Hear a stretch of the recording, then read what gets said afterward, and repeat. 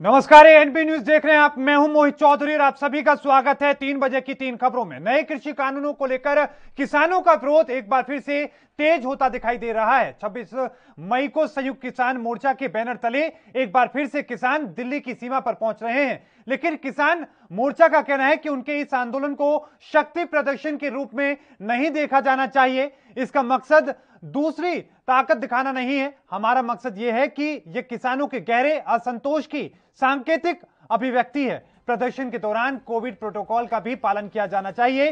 संयुक्त किसान मोर्चा के सदस्य और क्रांतिकारी किसान यूनियन पंजाब के अध्यक्ष डॉक्टर दर्शनपाल ने कहा कि किसान गांवों में, शहरों में और दिल्ली की सीमा पर अपना विरोध प्रदर्शन करेंगे। प्रदर्शनकारी जो तमाम लोग हैं वो लोग काली पगड़ियां पहनेंगे, काले दुपट्टे ओढ़ेंगे और काले कपड़े पहनकर सरकार के खिलाफ प्रदर्शन करेंगे। किसान अपने घरों की छतों पर, अपने ट्रैक्टरों पर काले झंडे लगाएंगे। जगह जगह मोदी सरकार के पुतले फूंके जाएंगे। किसान अलग अलग जगहों पर धरना देंगे। इसमें कोई शक नहीं कि यह एक आंदोलन होगा। तो वहीं आपको यह भी बताते चलें कि हिसार में भी बीते रोज किसानों पर हुए लाठीचार्ज और मामले दर्ज करने के विरोध में बीते रोज किसानों ने घेराव किया था, जिसके बाद प्रशासन ने किसानों के मामले वापस लेने की बात कही और साथ में एक किसान की जान चली गई थी और उसके परिजन को, एक शख्स को नौकरी देने की बात भी प्रशासन के द्वारा कही गई। तो तमाम तस्वीरें बीते रोज देखने को मिली। ये एक झलक थी, लेकिन 26 मई जो कि कल है, इससे भी बड़ा एक और बार किसान आंदोलन में भारी संख्या में एक बार फिर से हुजूम देखने को मिल सकता है।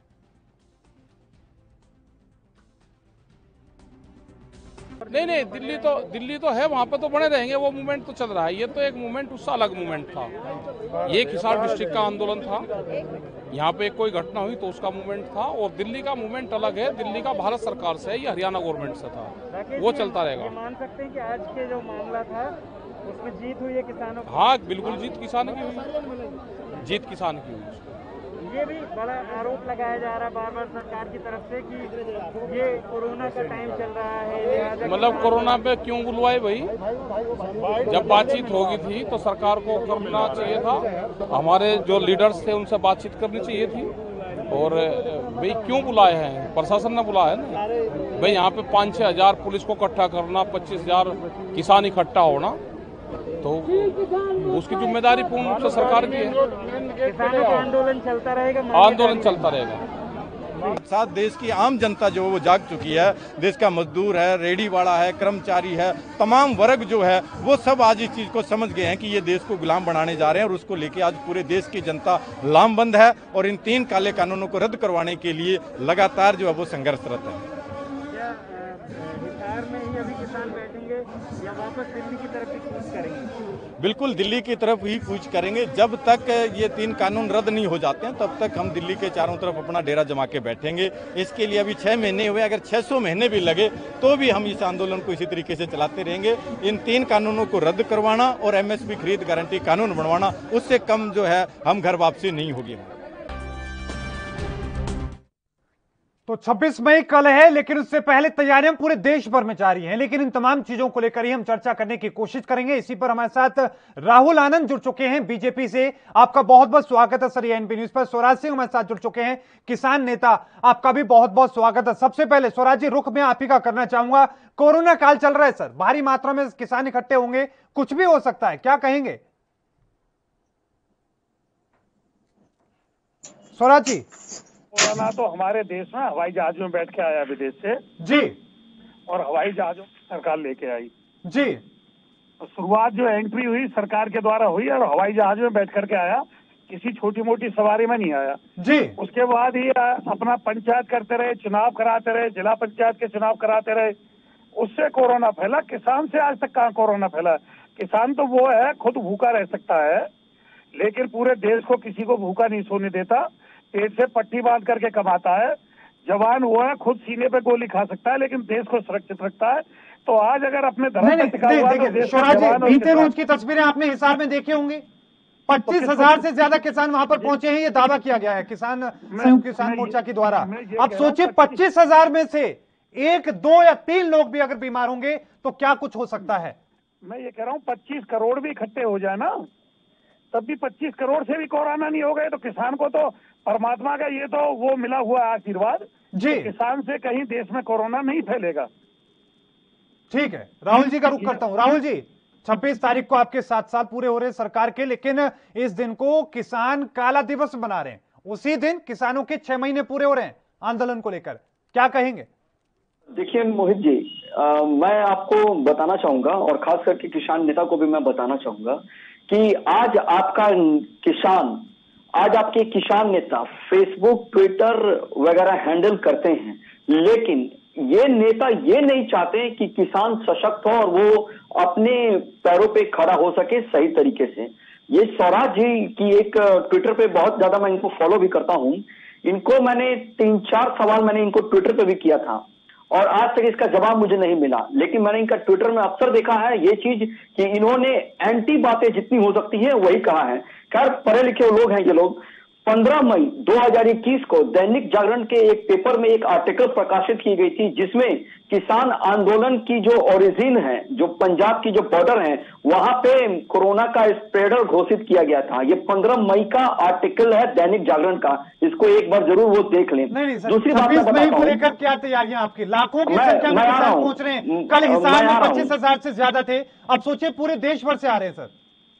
देखिए, जिस आंदोलन का ना दिशा है ना उसकी दशा है, वो आंदोलन दिशाहीन ही रह जाएगी।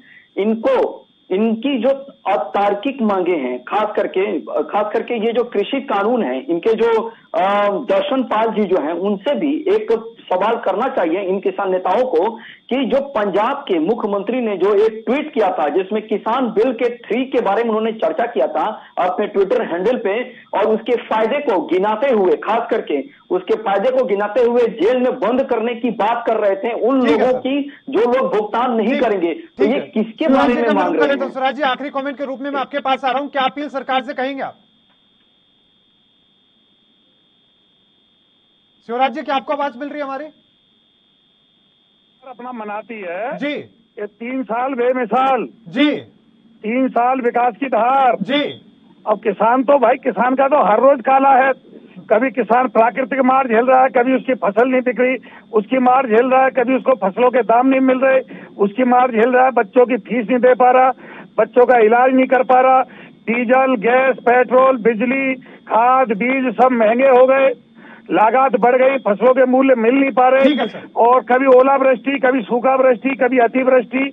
तो किसान के लिए तो हर रोज ही काला है, और 6 महीने पूरे हो रहे हैं तो किसान काला दिन के रूप में मना रहा है। बिल्कुल, बहुत बहुत धन्यवाद शिवराज जी हमारे साथ जुड़ने के लिए, अपना कीमती वक्त साझा करने के लिए। राहुल आनंद जी हमारे साथ बने रहिए आप। लेकिन तस्वीरें बहुत महत्वपूर्ण होंगी क्योंकि पूरे देश से जो किसान एकजुट होते हुए नजर आ रहे हैं, लेकिन इसके साथ ही पंजाब के पूर्व मंत्री और कांग्रेस नेता नवजोत सिंह सिद्धू ने किसान आंदोलन के समर्थन में अपने घर पर काले झंडे लगाए हैं। सिद्धू ने पटियाला और अमृतसर में अपने घर पर काले झंडे लगाए और 26 मई को किसानों के आंदोलन के 6 महीने पूरे हो रहे हैं। इस दिन को किसान काला दिवस के तौर पर मना रहे हैं।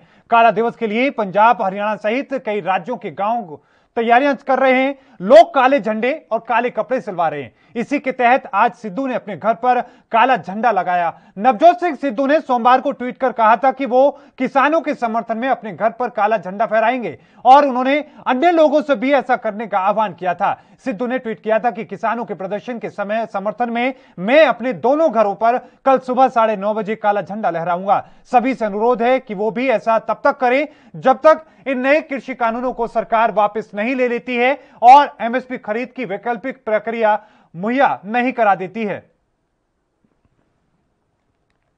इसमें बड़ा ही स्पष्ट बात यह है कि कुछ नेतागण ऐसे हैं जो किसान आंदोलन को अवसर के रूप में अपने को विख्यात करना चाहते हैं और प्रमुखता के साथ अपने को स्थापित करना चाहते हैं। उसी में से ये नेता हैं दीप सिंह सिद्धू जी भी हैं, क्योंकि ये जिस सरकार के मंत्री रह चुके हैं उस सरकार के जो मुखिया हैं वो स्वयं ट्वीट करके इस बिल के बारे में जिक्र करते हैं और बाद में इसका विरोध करते हैं। तो मतभेद यहीं से पता चलता है।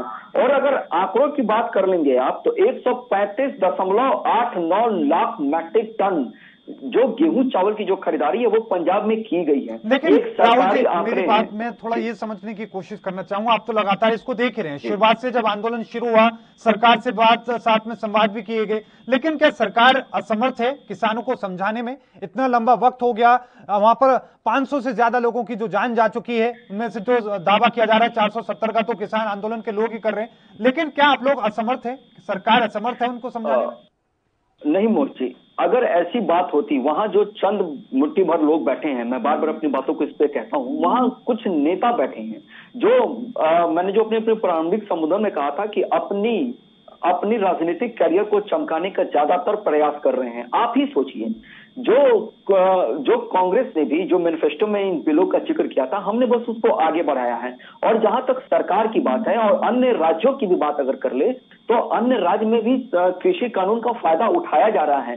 केवल अगर आप पंजाब की बात कर ले, हरियाणा की बात कर ले, उत्तर प्रदेश की पश्चिमी इलाकों की बात कर ले, उसके अलावा जो भी हमारे यहाँ प्रदेश हैं, वहां इसके फायदे उठाए जा रहे हैं। जैसे कि गैर शासित प्रदेश है महाराष्ट्र में इस कानून का फायदा उठाकर जजमेंट भी दिलाया गया है डीएम के माध्यम से। नहीं सर, तो आप ही बताइए। अब आप जो तस्वीरें आप दिखाने की कोशिश कर रहे हैं, जो बता रहे हैं, लेकिन साथ में तस्वीरें ये भी हैं कि आज भी लाखों किसान परेशान हैं, वो सड़कों पर हैं, कुछ मांगों को लेकर सरकार सुन नहीं रही है। लेकिन इसी को लेकर हमारे साथ चंद्र किशोर ठाकुर हमारे साथ जुड़ चुके हैं कांग्रेस से। सीके ठाकुर, आपका बहुत बहुत स्वागत है सर एएनबी न्यूज पर। सीके ठाकुर जी, कल एक बड़ा दिन है किसानों के लिए और 12 विपक्षी दलों ने समर्थन किया है उस आंदोलन के लिए, वो कल की काला दिवस के लिए। आज नवजोत सिंह सिद्धू ने अपने घर पर काला झंडा भी लहराया। क्या कहेंगे सर, क्या कांग्रेस खुलकर मैदान में उनके समर्थन में है किसानों के? ये माननीय हमारे राष्ट्रीय अध्यक्ष जी फैसला लेने वाले हैं, अब आगे क्या करना है उनको जी देखते हैं हम लोग। लेकिन कि किसान के साथ तो अन्याय हो ही रहा है, तो निश्चित रूप से मुझे लगता है कि हम लोग उसके समर्थन में आएंगे। और जो किसान की जो समस्या है, हमारे बीजेपी के साथी मुझे लगता है राहुल आनंद जी, हाँ, ये अभी बात कर रहे थे कि किसान के कुछ भैया नेता कुछ लोग अपनी राजनीति चमकाना चाहते हैं। ऐसा नहीं है। पूरे देश का जब मुद्दा आता है, किसानों के साथ जो अन्याय होना है, मैं आपसे पूछना चाहता हूं मोहित जी, यदि हम किसान झारखंड में खेती करते हैं, हमारा धान झारखंड में पैदा होता है, हमारा गेहूं झारखंड में पैदा होगा, तो क्या ओपन मार्केट के लिए हम पुणे जाएंगे बेचने के लिए?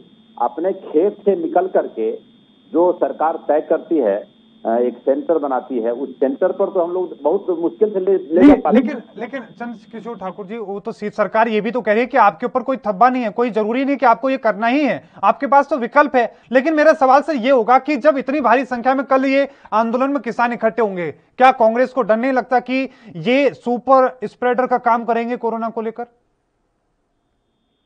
नहीं, स्प्रेड तो स्प्रेड होगा ही इससे, लेकिन सरकार भी तो इतनी निर्दयता के साथ पेश आ रही है। ठीक है, सरकार तो अपने कान में तेल देकर के सो गई है। माननीय मोदी जी इतने बड़े, मतलब क्या कहा जाए, इतने बड़े। मैं आपका कमेंट पूरा करूंगा, उसके बाद राहुल जी से भी लूंगा, लेकिन उससे पहले एक छोटे से ब्रेक पर हमें जाना होगा। ब्रेक के उस पार भी खबरों का सिलसिला लगातार जारी है।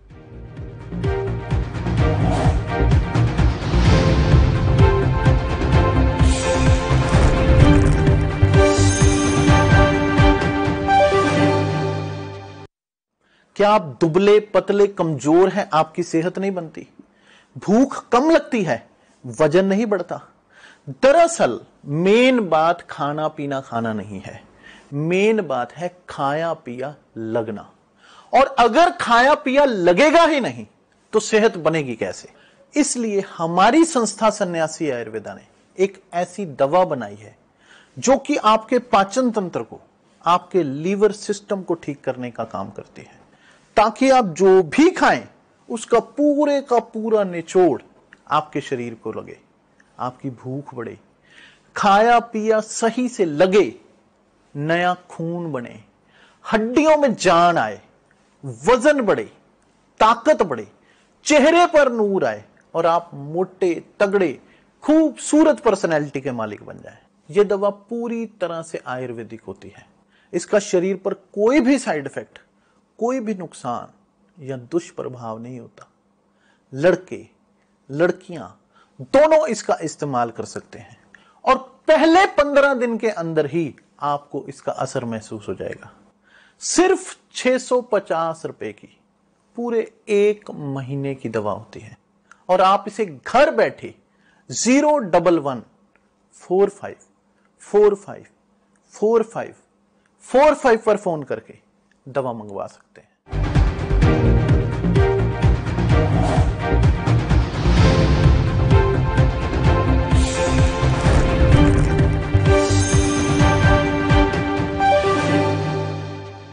तो ब्रेक के बाद एक बार फिर से आपका स्वागत है। दोनों मेहमान हमारे साथ बने हुए। लगातार चर्चा यही कि काला दिवस मनाया जा रहा है किसानों के द्वारा, लेकिन साथ में जो समर्थन विपक्षी दलों ने दिया उसके बाद में सरकार के ऊपर दबाव बढ़ने की उम्मीद जताई जा रही है। सीके ठाकुर जी अपना कमेंट पूरा करें। साथ में सवाल मेरा फिर भी यही है कि क्या आपको नहीं लगता कि कोरोना फैल सकता है? वहां पर इतनी भारी संख्या में लोग जुड़ेंगे। उसके बाद राहुल जी का जवाब। कोरोना तो देखिए, फैलना तो मोदी जी जितना फैला दिए बंगाल के माध्यम से, उतना तो कोई किसान आंदोलन में उतना फैल नहीं सकता है। और किसान आंदोलन कुछ नहीं करेंगे। मुझे उनको पता है कि जब तक वो देखेंगे कि कोरोना का पालन करते हुए लोग करेंगे, मुझे ऐसा एहसास है। लेकिन प्रधानमंत्री मोदी जी जिस ढंग से किसानों के साथ पेश आ रहे हैं, यह दुनिया का सबसे बड़ा अन्याय है। उन्होंने जो ब्रैकेटिंग करवाया था पुलिस, वो 15 अगस्त के बाद सड़कें खुदवा दी थी। हाँ, वो जो सड़कें खुदवा दी थी, बिल्कुल सड़कें खुदवा दिए थे। ये क्या आपको लगता है कि वो मतलब कहीं का पाकिस्तान से कोई हमलावर आ रहे हैं, कोई आतंकवादी आ रहे हैं? ठीक है सर, जवाब ले लेते हैं राहुल जी। कल की तस्वीर बड़ी महत्वपूर्ण होगी, लेकिन 12 विपक्षी दलों ने समर्थन दे दिया सर।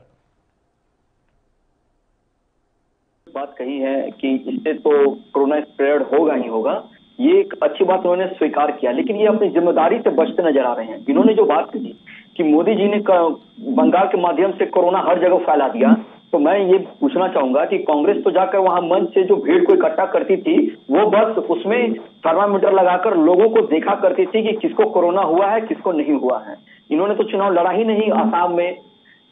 और दूसरी बात ये है कि अभी का जो माहौल है, खास करके ये अभी का माहौल आंदोलन का नहीं, अभी का माहौल शांति प्रिय का है। अभी के समय में खास करके आंदोलन जीवियों को ये चाहिए कि वो कोरोना संक्रमण से पहले बाहर निकले, क्योंकि आप रहेंगे तब ही लड़ेंगे सरकार से हक के लिए, तभी बातों के लिए हम बैठेंगे। जब आप रहेंगे तो राहुल जी, क्या कोई कदम उठाए जाएंगे कल? क्योंकि लाखों की संख्या में पहुंचेंगे किसान। लगातार हमने कल से तस्वीरें दिखा रहे हैं, भारी संख्या में जत्थे रवाना हो रहे हैं, तो क्या कोई कदम उठाया जाएगा? देखिए, सरकार अभी भी इनके साथ तैयार है वार्ता करने के लिए, लेकिन इनकी तरीके और इनकी दिशा सही होनी चाहिए। पहले अगर आप किसान आंदोलन का स्वरूप उठाकर देखेंगे तो पहले ये भ्रमित होते होते कहीं और चले गए, अब ये जिद पे अड़ गए कि हमें ये कानून रद्द ही चाहिए। पहले ये एमएसपी की गारंटी की बात करते थे, तो एमएसपी रेट पे अभी भी खरीदारी की जा रही है। गारंटी कानून क्यों नहीं बन रही है, इसके पीछे रीजन ये है क्योंकि क्या अपील करेंगे किसानों को? जी राहुल जी, आखिरी कमेंट, किसानों से क्या अपील करेंगे कल के कार्यक्रम से पहले? देखिए, सबसे पहले एक जिम्मेदार नागरिक होने की वजह से मैं ये कहना चाहूंगा कि आप अभी अपने आंदोलन का स्वरूप को ठंडा रखिए। सरकार आपके साथ फ्लेक्सिबल है, बैठकर बात करके इसका समाधान निकाला जा सकता है। कहीं आपके साथ सरकार बैकफुट पे है, सुप्रीम कोर्ट भी आपके साथ ही खड़ा है, आपको किसी एक पे भरोसा करना होगा, तब जाकर बीच का रास्ता निकलेगा। बिल्कुल, बहुत बहुत धन्यवाद राहुल जी हमारे साथ जुड़ने के लिए, अपना कीमती वक्त साझा करने के लिए। और सीके ठाकुर जी, आप हमारे साथ बने रहिए। लेकिन कांग्रेस के पूर्व अध्यक्ष राहुल गांधी ने कथित कोविड टूल किट मामले में दिल्ली पुलिस की ओर से ट्विटर के कार्यालयों पर छापा मारे जाने के एक दिन बाद तंज कसा है। राहुल गांधी ने हैशटैग टूल किट के साथ ट्वीट किया है कि सत्य डरता नहीं है। आपको बता दें कि दिल्ली पुलिस के स्पेशल सेल की टीम ने कथित कोविड टूल किट मामले की जांच के संबंध में ट्विटर इंडिया के दिल्ली और गुरुग्राम स्थित आवास पर सोमवार को शाम को छापा मारा। पुलिस के एक वरिष्ठ अधिकारी ने बताया कि स्पेशल सेल ने कथित कोविड-19 टूल किट संबंधी शिकायत को लेकर ट्विटर को नोटिस भेजा और बीजेपी नेता समित पात्रा के ट्वीट को छेड़छाड़ किया हुआ बताने को लेकर साइट से स्पष्टीकरण मांगा था। पिछले सप्ताह ट्विटर ने कथित टूल किट से संबंधित पात्रा के ट्वीट को छेड़छाड़ किया हुआ बताया था, जिस पर विवाद तेज होता नजर आ रहा है। लेकिन इसके साथ ही आपको यह भी बता दें कि समित पात्रा के खिलाफ छत्तीसगढ़ में मुकदमा दर्ज है और वहां के पूर्व मुख्यमंत्री रमन सिंह से कल बीते रोज पुलिस अधिकारियों ने पूछताछ भी की है।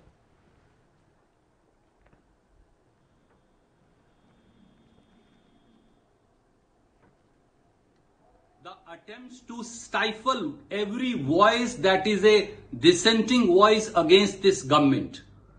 and the state-sponsored fraudulent means to propagate and to instill fear continue unabated in Modi government. We all saw as to how Bharatiya Janata Party forged documents to produce a fake toolkit. That fake toolkit was exposed. It was exposed by an independent media called Alt News, which said that the document was a manipulated, fraudulent document. It was exposed when Chhattisgarh police lodged an FIR against BJP leaders and its spokespersons. It was exposed when none less than the social media platform Twitter declared the same to be manipulated media. Delhi police ने Twitter India के CEO से पूछा कि Twitter के पास ऐसी क्या जानकारी है जिसके आधार पर उन्हें कुछ सोशल मीडिया यूजर्स को, जिन्होंने कांग्रेस के टूलकिट को पोस्ट किया था, उन्हें मैनिपुलेटेड मीडिया टैग किया है। स्वाभाविक सी बात है कि ट्विटर के पास जो जानकारी है उन्हें उसे एजेंसी को देना चाहिए, और ट्विटर इंडिया के सीईओ ये नहीं कह सकते कि वो सिर्फ मार्केटिंग और सेल्स के लिए जिम्मेदार हैं और कंटेंट के लिए नहीं। सीईओ बनने के बाद 2019 में और 2020 में उन्होंने कई मीडिया एजेंसीज को इंटरव्यू में कहा कि ट्विटर कंटेंट रेगुलेट कर रहा है, फ्री स्पीच को प्रमोट कर रहा है, हेट स्पीच को कर्ब करना चाहता है। अगर वो इस प्रकार के बयान पहले अपने इंटरव्यूज में दे चुके हैं, तो अब जब दिल्ली पुलिस उनसे सवाल पूछ रही है तो वो क्यों उससे बचने का प्रयास कर रहे हैं? और अगर कंटेंट पे उनका कोई डिसीजन नहीं है तो पहले उन्होंने किस आधार पर ये बयान दिए? ट्विटर इंडिया को हिंदुस्तान के कानून और हिंदुस्तान के संविधान के अंतर्गत यहाँ पर अपना बिजनेस करना होगा, और अगर यहाँ की एजेंसीज कुछ सवाल पूछती हैं तो कथित टूल किट का मामला लगातार विवाद में तो तेजी पकड़ता नजर आ रहा है। राहुल गांधी ने तंज कसा है, इसी को लेकर हम चर्चा करने की कोशिश करेंगे। हमारे साथ मदन लाल हमारे साथ हैं, पूर्व मंत्री हैं बीजेपी से। आपका बहुत बहुत स्वागत है। मदन राठौर जी, आपका बहुत बहुत स्वागत है एनपी न्यूज पर। पहला कमेंट मैं आप ही से लेना चाहूंगा। राहुल गांधी ने तंज कसा है कि सत्य पराजित नहीं हो सकता। तब राहुल गांधी जी क्या कहते हैं इसको कोई भी गंभीरता से लेता नहीं जी। ये सर्वविदित हो गया कि ये टूल किट किसने बनाया। सौम्या वर्मा कौन थी? सौम्या वर्मा कांग्रेस के लिए टूल किट बनाती थी। राजीव गौड़ा है, इसके ऑफिस में काम करती थी। कांग्रेस का रिसर्च सेंटर है, वो जो राजीव गौड़ा संभालते हैं, उसके यहाँ ये सौम्या वर्मा काम करती थी और उसी ने ये टूल किट बनाया। इसके लिए कई सबूत भी दे चुके हैं। अब ये पता नहीं ये क्यों ऐसी भ्रम पैदा करने की कोशिश कर रहे हैं पीएम को। लेकिन राठौर साहब क्या ट्विटर के ऑफिस पर इस तरीके से रेड मरवाना, क्या दबाव डालने की कोशिश हो रही है? एक बात मैं आपको बताऊं, जब मुकदमा दर्ज हुआ है, कोई भी मुकदमा दर्ज होता है, उसकी जांच करने की जांच एजेंसी लगती है जी। और पुलिस ने विशेष प्रकोष्ठ ने ये नोटिस भेजा था। नोटिस भेजने के बाद में यदि वहाँ पर वो छापा मारा, चाहे वो गुरुग्राम ऑफिस हो या साउथ दिल्ली का ऑफिस हो, तो वहाँ पर छापा मार करके कुछ सबूत तो एकत्रित करना पड़ेंगे ना। उसमें कहाँ घबराने की जरूरत है? बिल्कुल। मैं जब ये बात, हाँ, हमारे साथ कांग्रेस से भी हमारे साथ जुड़े हुए मेहमान, उनका रुख कर लेते हैं। सी के ठाकुर जी, आपका स्वागत है एक बार फिर से। मेरा कमेंट सर ये होगा कि क्या बदले की भावना से कार्रवाई हो रही है? छत्तीसगढ़ में हम देख रहे हैं कि पूर्व मुख्यमंत्री से पूछताछ के लिए कहा जाता है। हम देखते हैं कि राष्ट्रीय प्रवक्ता समित पात्रा से वहां पर मुकदमा दर्ज होता है, पुलिस उनसे पूछताछ करने के लिए कहती है। क्या दोनों तरफ यही काम चल रहा है क्या? दोनों तरफ ये काम नहीं चल रहा है। माननीय पूर्व मंत्री जी हमारे सामने बैठे हैं, मैं उनका स्वागत करता हूं उनकी बातों का। लेकिन मैं एक बात बताना चाहता हूं कि माननीय प्रधानमंत्री जी और उनके जितने लोग हैं, वो इस देश को एक व्यावसायिक अड्डा बना करके रखना चाहते हैं। सर कम शब्दों में, समय कम है सर, कम शब्दों में। जी, मैं कहना चाहता हूं कि सीबीआई के माध्यम से वो बंगाल में भी गई और वहां हाईकोर्ट ने उसको रिजेक्ट कर दिया, सीबीआई के मांग को। तो निश्चित रूप से प्रधानमंत्री मोदी और अमित शाह जी इस देश में एक आक्रामक राजनीति करना चाहते हैं, लोगों को परेशान करना चाहते हैं। इसी के तहत वो वहां पे ट्विटर के कार्यालय में इन्होंने छापामारी करवाया है। और रमन सिंह जी ने जो वहां काम करवाया, वो बिल्कुल रमन सिंह के खिलाफ जो वहां काम हुआ है। निश्चित रूप से समित पात्रा का बयान हमेशा विवाद में रहता है। वह आदमी कहीं कुछ बोलना, कुछ भी बोलना, मुझे लगता है कि पता नहीं क्यों भारतीय जनता पार्टी वैसे लोगों को वहां रखती है। ये भी मेरे समझ से परे की ठीक बात है। राठौड़ साहब आखिरी कमेंट के रूप में मैं आपके पास आ रहा हूं। हमने देखा कि छत्तीसगढ़ में मुख्यमंत्री के खिलाफ कार्रवाई करने की बात कही गई, समित पात्रा के खिलाफ कार्रवाई करने की बात कही गई। क्या वहां पर भी इस तरीके की स्थिति देख रहे हैं आप, बदले की भावना की? बात बताऊंगा, कोई भी मुकदमा होता है, कोई भी जांच एजेंसी हमेशा निष्पक्ष जांच करती है, उसमें कोई किसी का प्रभाव नहीं। ये तो देखिए हमारे सामने जो नेताजी विराजमान है, ये इनका अनुभव बता रहा है। बाकी मैं एक बात आपको बताऊं, जैसे सीबीआई की बात इन्होंने की, कम शब्दों में सर जी, कोई मुकदमा था, उस मुकदमे की जांच होना, उसके अंतिम जब ठीक है। राठौड़ साहब मुझे माफ कीजिएगा, आप दोनों मेहमानों का बहुत बहुत धन्यवाद। समय की कमी के चलते मैं पूरा कमेंट आपका नहीं ले पाया, लेकिन विवाद जो लगातार तेजी के साथ गहराता नजर आ रहा है, लगातार खबरों के लिए देखते रहिए एनबी न्यूज। मुझे दीजिए इजाजत, धन्यवाद।